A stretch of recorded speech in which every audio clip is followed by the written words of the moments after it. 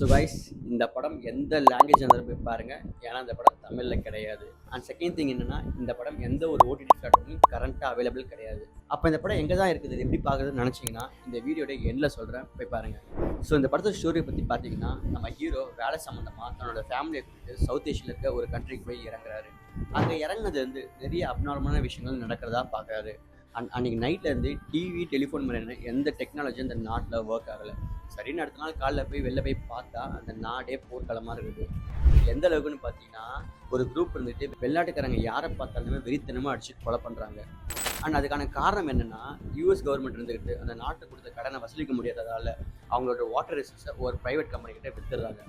And இதனால் கோமடைஞ்ச group இருந்துட்டு வெளிநாட்டுக்காரங்க யாரை பார்த்தாலுமே அடிச்சு கொலை பண்ணுறாங்க. அண்ட் இந்த விஷயத்தை அந்த நாட்டு கவர்மெண்டாலேயே கண்ட்ரோல் பண்ண முடியல. அண்ட் நம்ம ஹீரோவும் அந்த கம்பெனிக்காக தான் அந்த நாட்டுக்கே போயிருப்பாரு. இந்த விஷயமும் அந்த குரூப்புக்கு தெரிய வந்திருக்கு. அப்படி இருக்க சமயத்தில் நம்ம ஹீரோ அந்த குரூப் கிட்ட தப்பிச்சு தன்னோட ஃபேமிலியை கூப்பிட்டு எப்படி இந்த நாட்டோட பார்டரை கிராஸ் பண்ணுறது தான் படத்தோட ஸ்டோரியே. அண்ட் இந்த படத்தில் பார்த்தீங்கன்னா, ஒரு மொட்டை மாடலில் நம்ம ஹீரோ தன்னோட ஃபேமிலியை கூப்பிட்டு எஸ்கேப் ஆகிற மாதிரியான ஒரு சீன் ஒன்று வரும். அந்த சீனை பார்க்கும்போது நம்மளே அந்த மொட்டை மாடலில் எஸ்கேப் ஆனால் எப்படி இருக்கும், அந்த மாதிரியான ஒரு எக்ஸ்பீரியன்ஸை கொடுக்கும்.